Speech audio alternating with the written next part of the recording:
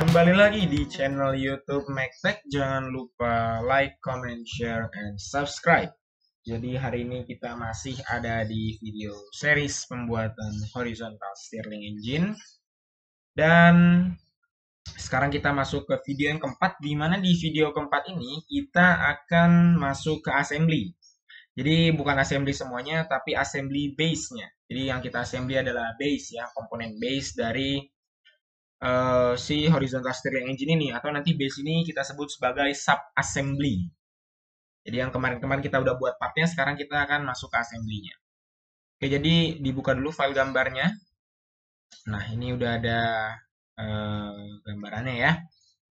Oke, ini kalau kita lihat, ini adalah gambar penuhnya dari assembly. Kita butuh part apa aja? Ada cylinder packing, standard, support, cylinder base, lalu ada beberapa bolt ya di sini. Ada bolt, ada pin, ada washer juga, dan air channel packing. Oke, baik. Langsung aja eh,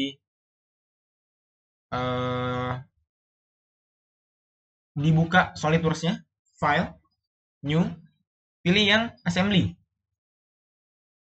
Nah, kita pilih part-partnya, ada air channel packing, ada base, cylinder pack, cylinder belum ya? Tadi belum ada cylinder nggak? Oh, ada ya.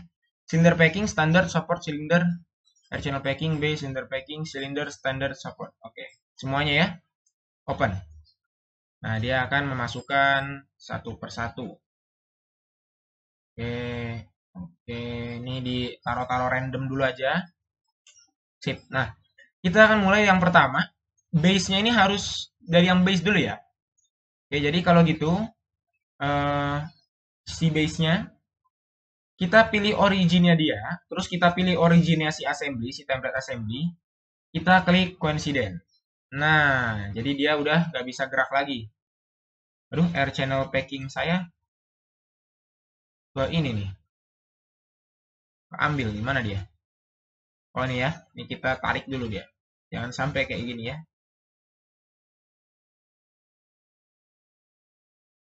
Aduh, nggak bisa ya. Oh, air channel packingnya fix ya. Ini klik kanan di float dulu. Sorry, sorry. Klik kanan di float, baru kita tarik di atas. Nah, ya, gitu. Oke, ini udah aman. Sekarang kita masuk untuk masukin standarnya. Ya, jadi ini standar ya. Nomor eh ya standarnya ya. Ya, kita masukin standarnya. Berarti yang ini. Nah, ini kita lihat ya, kalau dari bagian depan air channel packing nggak kelihatan, yang lubang ini nggak kelihatan, berarti dia hadapannya seperti ini. Nah, oke, ini langsung aja, tinggal misalkan ambil lingkaran paling ujung dan lingkaran paling ujung juga di sini. Klik yang concentric. Nah, jadi tinggal di pilih-pilih aja permukaannya ya. Kita nggak perlu masuk ke mate, pilih-pilih itu nggak perlu. SolidWorks ini pinter. Jadi kita pilih aja permukaannya misalkan ini, klik kontrol, tahan lingkaran yang satunya lagi, ntar dia langsung ada pilihannya. Pilih yang konsentrik. Nah, ini udah jadi, tinggal di coincident aja permukaan ini dan permukaan ini. Coincident. Tek, oke. Pas ya. Oke, mantap. Ya, terus kita masuk ke supportnya. Oke, supportnya. Oke, ini kita lihat dulu bentuknya. Oh, ini bentuknya sama aja ya, depan belakang sama aja, tidak ada yang beda. Berarti lingkaran yang ini dengan lingkaran yang ini konsentrik. Lalu lingkaran yang ini, oh, sorry nggak kelihatan. Lingkaran yang ini dengan lingkaran yang ini, bukan lingkaran ya, permukaan ya, konsentrik juga. Lalu mereka koinsiden permukaannya. Sep, gitu. Nah, oke. Terus silinder, ya. Silinder berarti lingkaran yang permukaan yang ini dan permukaan yang ini konsentrik, gitu ya. Terus misalkan permukaan yang ini dengan permukaan yang ini konsentrik juga. Terus permukaan yang warna hijau dan permukaan yang warna kuning. Oh, sorry bentar. Kayaknya ada yang miss deh. Eh, nih, lihat nih. Dia ada packingnya dulu. Nih ya, ada nomor satu nih. Ada packingnya dulu dia. Oke, ada packingnya dulu ya. Berarti kalau gitu kita ambil yang packingnya dulu. Kita pilih permukaan yang ini, misalnya, dan permukaan yang ini konsentrik. Iya, gitu. Wah, dia terjebak di dalam ya. Nah, ini kalau terjebak di dalam gimana? Ini display state-nya kita pilih yang wire hidden line visible. Nah, terus kita cari part yang mana, terus kita tarik. Nah, gitu caranya. Baru dibalikin lagi ke shaded with edge. Oke. Nah, terus berarti permukaan yang ini dengan permukaan yang ini konsentrik juga. Oke. Terus permukaan yang atas dan permukaan yang silinder kuning ini koinsiden. Lalu permukaan silinder packingnya dengan permukaan base-nya koinsiden. Nah, seperti itu. Ini kita save dulu aja. Namanya jadi base assembly 1 misalnya ya. Oke. Oke, terus eh, sekarang kita masukin air channel packing-nya. Di sini air channel packing-nya ada dua. Ya, ini kalau kita lihat dia nih ada di dia nih ada di sini nih harusnya nih. Di sini dan di depan ya. Oke. Oke, berarti dia ada dua ya. Nah, ini gimana caranya? Ini kita coba ganti transparansi dulu, klik kanan. Terus kita pilih ini, change transparency. Nah, kita pilih permukaan yang itu. Terus kita pilih permukaan si air channel packingnya. Sorry, salah. Permukaan yang ini dan permukaan yang ini. Kita pilih dia konsentrik dulu. Oke, ini udah konsentrik. Tinggal dipilih koinsiden. Berarti permukaan yang ini dengan permukaan yang ini. Koinsiden. Nah, gitu ya. Oke, terus habis itu, nah ini kan kita butuh dua ya. Nah, biar gampang gimana? Klik aja air channel packingnya, terus tahan kontrol, terus di drag. Lepas mouse-nya. Nah, gitu cara munculin dua komponen ya. Ini transparansinya klik kanan, kita klik lagi yang change transparency biar dia jadi solid lagi. Sama, tinggal dipilih permukaannya, permukaan dalam, permukaan luar bebas. Terus pilih yang ini misalkan, concentric. Oke, udah, terus tinggal pilih yang ini. Lalu kita pilih yang ini, pilih coincident. Nah, jadi ya. Nah, ini udah semuanya. Semuanya sudah dimasukkan. Tinggal boltnya aja. Ya, jadi di sini ada yang pakai bolt, ada yang pakai washer. Kita masukin dulu dari yang paling mudah deh. Hexagon socket head cap screw yang nomor 6. Ada 4 kita butuhnya di bawah 2, di samping 2. Ya, berarti kita lihat keterangannya ini apa? Hexagon socket head cap screw DIN 912 M6. Nah, itu gimana cara nyarinya? Ada yang namanya design library di sini. Klik, terus pilih toolbox. Add in now. Jadi kita aktifkan add in-nya. Terus kita pilih DIN. Kita pilih bolt and screws. Dia bilang apa? Hexagon bolt ya kalau nggak salah. Hexagon socket ya. Hexagon socket head cap screw. Berarti yang ini. Cari DIN 912. Ini ya. DIN 912. Kita ambil. Size-nya gimana size-nya? Kita lihat M6 kali 20. Oke, berarti masukin size-nya. Ini M6. Bentar, kok nggak ada ya M6 ya?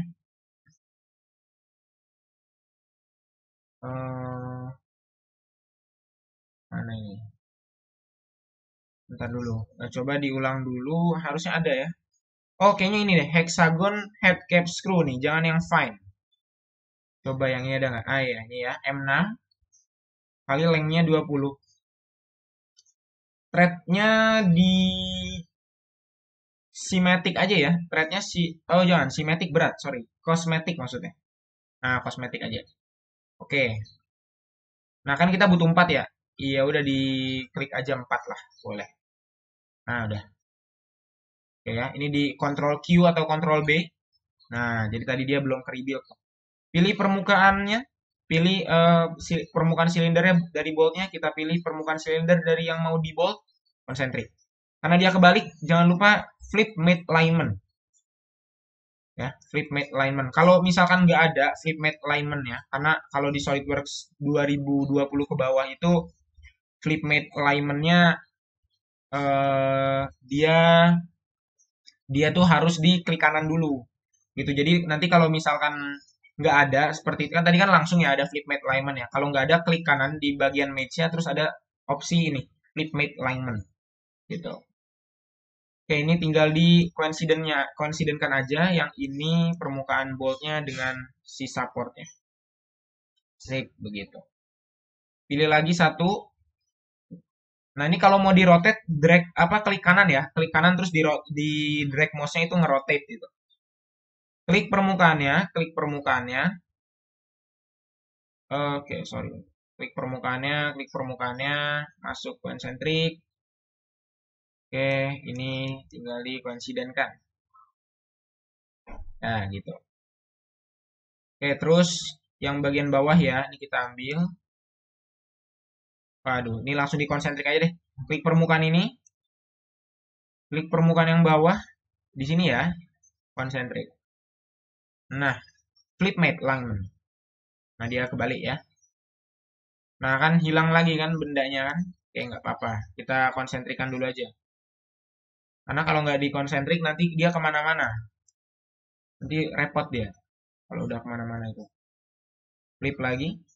Oke, yang penting dia udah ada di dalam sana. Display state, ganti ke hidden lines. Tarik bautnya. Tarik boltnya. Oke. Nah, ini berarti permukaannya harus coincident di sini ya. Nah, ini bisa diklik aja 1, 2 sama yang ini. Oh nggak bisa ya. Oke, 1, 2 coincident. Nah, gitu. Terus sebenarnya ini sih yang ini yang coincident 1, 2 coincident. Oke, ini di mate yang ini di delete dulu tadi saya salah. Ini tarik dulu. Kita ambil permukaan yang ini ya dan permukaan yang tuh nggak kelihatan deh. Nggak kelihatan. Oke, bisa ya. Permukaan yang ini dan permukaan yang ini. Harusnya kalau dia nggak kelihatan bisa pakai komponen preview window, cuma karena tadi masih bisa jadi nggak usah. Ya ini udah boltnya udah masuk, tinggal di save. Nah ini kan dia ngedrop down gini ya, biar rapi gimana? Klik aja salah satu terus pencet Shift C. Jadi Shift C itu collapse maksudnya. Nah, ini jadi seperti ini ya.